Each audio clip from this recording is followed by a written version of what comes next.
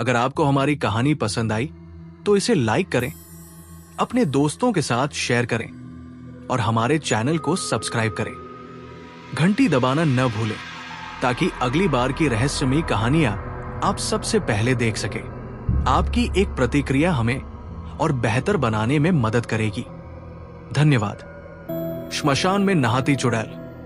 गहरा अंधेरा, चारों ओर पसरा सन्नाटा और जलती चिताओं से उठता हुआ धुआं। ये नजारा किसी भी इंसान की रूह तक कंपा सकता था। गांव से कुछ दूर स्थित वो श्मशान भूमि हमेशा रहस्यों से घिरी रहती थी। बुजुर्गों का कहना था कि रात के तीसरे पहर वहां एक चुड़ैल आती है और श्मशान के कुंड में नहाती है। जिसने भी उसे देखने की कोशिश की वो या तो पागल हो गया या फिर कभी लौटा ही नहीं। राघव गांव का एक निडर युवक था जिसे भूत प्रेत की कहानियों पर विश्वास नहीं था। उसने कई बार अपने बुजुर्गों से इस श्मशान वाली चुड़ैल की कहानी सुनी थी, लेकिन उसे ये सब कोरी बकवास लगती थी। उसने निश्चय किया कि वो इस रहस्य से पर्दा उठाकर रहेगा।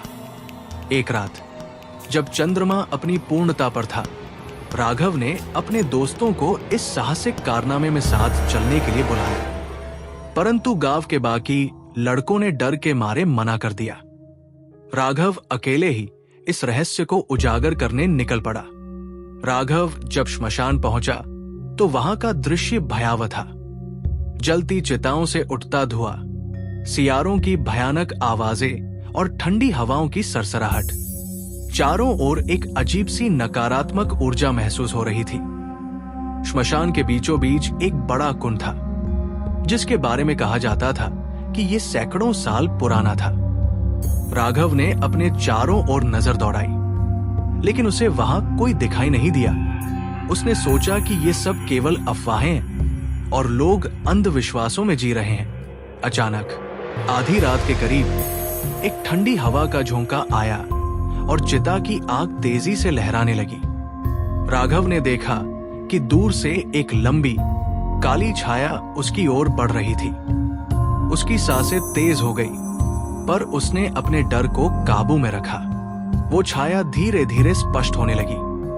एक लंबी, बेहद सुंदर पर रहस्यमयी और भयानक औरत सफेद साड़ी में थी, जिसके बाल गीले थे और उसकी आंखें गहरे अंधेरे से भरी हुई थी। वो कुंड की ओर बढ़ी और उसमें उतरने लगी। राघव के रोंगटे खड़े हो गए। ये नजारा अविश्वसनीय था। चुड़ैल ने अपने लंबे नुकीले नाखूनों से पानी में लहरें उठाई और एक अजीब सी हंसी हंसी। ये हंसी इतनी भयावह थी कि पूरा वातावरण कांप उठा। राघव ने अपने कैमरे से इस दृश्य को कैद करने का प्रयास किया, परंतु कैमरे की स्क्रीन झिलमिलाने लगी और अचानक बंद हो गई। तभी चुड़ैल ने धीरे धीरे उसकी ओर देखना शुरू किया। उसकी आंखों में एक अजीब सा आकर्षण था जो राघव को अपनी ओर खींच रहा था। राघव अपनी जगह से हिल भी नहीं पा रहा था। उसका शरीर जड़ हो गया था। चुड़ैल उसके और करीब आई। उसकी सांसें इतनी ठंडी थी कि राघव को ऐसा लगा जैसे उसकी आत्मा जम रही हो। उसने कांपते हुए पूछा, "डॉट, तू कौन है?" चुड़ैल मुस्कुराई और बोली, "जिसे देखने की चाह थी, अब उसका अंजाम भी भुगतना पड़ेगा।" राघव के कानों में किसी औरत की चीखें गूंजने लगी। उसने देखा कि चारों ओर अचानक कई आत्माएं प्रकट हो गई। वे सभी वही औरतें थीं जो सदियों पहले इस श्मशान में मारी गई थी।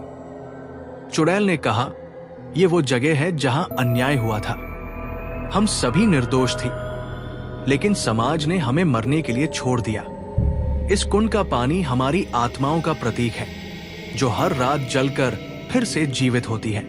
राघव घुटनों के बल गिर गया। उसे पहली बार महसूस हुआ कि ये कोई अंधविश्वास नहीं, बल्कि सच था। चुड़ैल ने राघव की ओर हाथ बढ़ाया। उसने महसूस किया कि उसकी आत्मा उसके शरीर से बाहर खिंच रही है। उसकी आंखें धीरे धीरे बंद होने लगी। सुबह गांव के लोग श्मशान पहुंचे तो उन्होंने देखा कि कुंड के पास राघव बेहोश पड़ा था। लेकिन जब उसने आंखें खोली तो उसकी आंखों का रंग बदल चुका था। अब उसकी आंखों में भी वही अजीब गहराई थी जो उसने पिछली रात चुड़ैल में देखी थी। क्या वो बच गया, या अब वो भी इस श्मशान के रहस्य का एक हिस्सा बन चुका था? अंत या एक नई शुरुआत? अगर आपको हमारी कहानी पसंद आई तो इसे लाइक करें, अपने दोस्तों के साथ शेयर करें और हमारे चैनल को सब्सक्राइब करें। घंटी दबाना न भूलें ताकि अगली बार की रहस्यमयी कहानियां आप सबसे पहले देख सकें। आपकी एक प्रतिक्रिया हमें और बेहतर बनाने में मदद करेगी। धन्यवाद। श्मशान में नहाती चुड़ैल भाग 2। राघव को अब भी यकीन नहीं हो रहा था कि वो जिंदा बच गया था। पिछले रात की घटनाएं उसके दिमाग में लगातार घूम रही थी। वो भयावह हंसी, चुड़ैल की जलती हुई आंखें और आत्माओं की भीड़ जिसने उसे घेर लिया था। लेकिन जिस चीज ने उसे सबसे ज्यादा परेशान किया वो थी चुड़ैल की आखिरी फुसफुसाहट, फिर मिलेंगे। सुबह जब राघव गांव लौटा तो सब उसकी हालत देखकर चौंक गए। उसके चेहरे पर सफेदी छा गई थी, आंखों में एक अजीब गहराई थी और उसकी चाल किसी बुजुर्ग जैसी धीमी हो गई थी। लोग उससे पूछ रहे थे कि क्या हुआ, लेकिन वो किसी को कुछ बता नहीं पाया। वो खुद इस सवाल का जवाब ढूंढने में असमर्थ था कि आखिर वो कैसे बचा। राघव के लौटने के कुछ ही दिनों बाद गांव में अजीब घटनाएं होने लगी। रात के समय अंधेरे कोनों से किसी औरत के रोने की आवाजें आने लगी। कुछ लोगों ने दावा किया कि उन्होंने सफेद साड़ी पहने एक परछाई को श्मशान की ओर जाते देखा। सबसे खौफनाक बात यह थी कि राघव के सपने बदल चुके थे। हर रात उसे महसूस होता कि कोई उसके कानों में कुछ फुसफुसा रहा है। एक रात जब वो सो रहा था, उसे लगा कि कोई उसके कमरे में है। अचानक उसकी आंखें खुली और उसने देखा कि उसके बिस्तर के पास वही चुड़ैल खड़ी थी। उसकी गीली काली लटें उसके चेहरे पर चिपकी थी और उसके होठों पर एक रहस्यमयी मुस्कान थी। तुम मुझसे बच नहीं सकते राघव, तुमने मेरी आत्मा को छेड़ा है। अब तुम्हें मेरी कहानी पूरी करनी होगी। राघव चीखने ही वाला था कि उसने देखा चुड़ैल गायब हो गई थी। उसके माथे से पसीना बह रहा था और उसका दिल जोर जोर से धड़क रहा था। राघव ने तय किया कि वो इस रहस्य से भागने की बजाय इसका सामना करेगा। अगले दिन वो गांव के बुजुर्गों के पास गया और उनसे उस श्मशान और चुड़ैल के बारे में जानने की कोशिश की। बुजुर्गों ने बताया कि 100 साल पहले इस गांव में एक औरत को जिंदा जला दिया गया था क्योंकि उसे डायन समझा गया था। उसका नाम चंद्रिका था। वो बेहद खूबसूरत थी और गांव के कई पुरुष उसे पसंद करते थे। लेकिन जब उसने गांव के मुखिया के बेटे को ठुकरा दिया तो उस पर काला जादू करने का झूठा आरोप लगाया गया। क्रोधित भीड़ ने उसे पकड़कर श्मशान ले गई और वहीं जलाकर मार दिया। उसकी आत्मा कभी मुक्त नहीं हो पाई और तभी से हर पूर्णिमा की रात वो श्मशान के कुंड में नहाने आती है। अब सब कुछ साफ हो चुका था। राघव को समझ आ गया कि उसकी आत्मा चुड़ैल से जुड़ चुकी थी। उसने एक तांत्रिक से मदद लेने की सोची। गांव में ही एक अघोरी बाबा रहते थे जो आत्माओं से बात करने में माहिर थे।